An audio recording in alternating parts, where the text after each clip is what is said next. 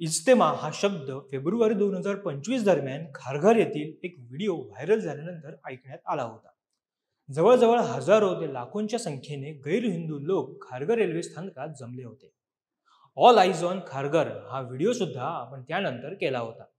मात्र आता पुन्हा एकदा इज्तेमा हा शब्द चर्चेत येऊ लागले. याचं कारण आहे मध्य प्रदेशच्या भोपाळ येथे 14 ते 17 नोव्हेंबर दरम्यान आयोजित केला जाणारा 78वा आलमी तबलिगी इज्तेमा. नेमकं प्रकरण काय जाणून घेऊया आजच्या व्हिडिओतून. नमस्कार, मी ओमकार मुळे, कॅमेरा आहेत सेजल जाधव. इज्तेमा म्हणजे तबलिगी मुसलमानांचा एक मोठा मेळावा. यावेळी मोठ्या संख्येने लोक एकत्र येतात, जणू तबलिगी जमातचे ते वार्षिक संमेलनच असतं.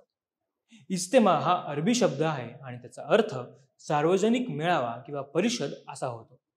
इज्तेमामध्ये धार्मिक सौहार्दाची दुवा केली जाते. असं म्हणतात, या शांततेच्या मार्गाने जगण्याचा संदेश दिला जातो. इज्तेमाचा उद्देश केवळ धर्मप्रचार करणं इतकाच असतो. भोपाळ येथे होणार असलेल्या विश्वस्तरीय इज्तेमामध्ये सुमारे 12 लाखांहून अधिक लोक सहभागी होण्याची शक्यता आहे. इज्तेमा समितीने गेल्या वर्षीच्या तुलनेत सर्व व्यवस्थांमध्ये 20% वाढ केली आहे. अशी माहिती आहे की यावेळी पंडालचे क्षेत्रफळ हे 100 एकरवरून वाढवून 120 एकर केले. तसेच पार्किंग क्षेत्र 300 एकरांपर्यंत विस्तारित करण्यात आले. वाहतूक व्यवस्थापनात अडचणी येऊ नये म्हणून 70 पार्किंग झोन तयार केले जात आहेत.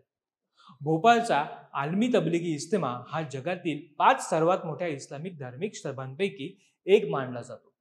जगभरातून लाखो लोक यात सहभागी होत असतात. जगात फक्त 3 देशांमध्ये म्हणजेच भारत, पाकिस्तान आणि बांगलादेश अशा प्रकारचे आयोजन केले जातं. असं म्हणतात की इज्तेमामध्ये भौतिक आयुष्यापेक्षा धार्मिक आयुष्य कसं जगावं याचे उपदेश केले जातात.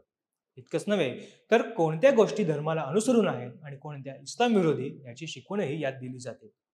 थोडक्यात सांगायचं तर धार्मिक कर्तव्य म्हणून हे लोक इज्तेमामध्ये मोठ्या संख्येने एकत्र येत असतात. अखिल भारतीय साधू संत संन्यासी परिषदेचे अध्यक्ष महामंडलेश्वर अनिलानंद महाराज यांनी प्रशासकीय अधिकाऱ्यांशी भेट घेतल्यानंतर सांगितलं की जसं महाकुंभासारख्या मोठ्या धार्मिक आयोजनांमध्ये शासन व प्रशासनाला प्रत्येक पंडालपर्यंत पोहोचण्याचं पूर्ण स्वातंत्र्य असतं, तसेच इज्तेमाच्या पंडालमध्येही रेकॉर्डिंग आणि देखरेखीची म्हणजेच मॉनिटरिंगची व्यवस्था असली पाहिजे.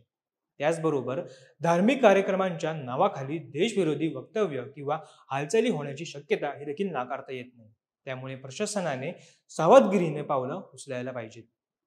एकंदरीतच संतांच्या मते इज्तेमाची मॉनिटरिंग महाकुंभाच्या धर्तीवर केली जावी. संत महंतांची ही मागणी रास्तच आहे, कारण खारघर येथे झालेल्या इज्तेमा दरम्यान 2 अज्ञात इस्मांनी एका हिंदू युवकास हेल्मेटच्या साहाय्याने जबर मारहाण केली होती. या संबंधित एक व्हिडिओ देखील तेव्हा समोर आला होता.